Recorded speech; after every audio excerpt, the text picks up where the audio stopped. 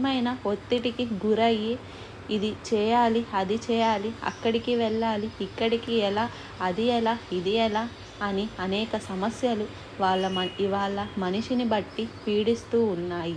మీరు బాధ్యత లేని వారైతే, ఎవరి మీదనో ఆధారపడి బ్రతికే వారైతే అలాంటి బాధలు ఉండవేమో లేండి.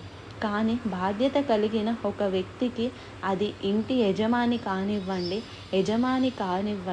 జ్ఞానం కలిగిన కుమారుడు కానివ్వండి, ఒక పనివాడు కానివ్వండి, ఒక బాస్ కానివ్వండి, తన కర్తవ్యాన్ని నెరవేర్చడానికి ఆతృత పడుతూ ఉంటాడు.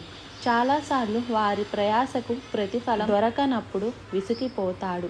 ఎప్పుడైతే అది సక్సెస్ అవుతుందో, అనుకున్నది జరుగుతుందో, అప్పుడు అంత సహాయం ఉంటుందో చూడండి. అందుకే మనకి దేవుని సహాయం కావాలి. ప్రభువు పేరుతో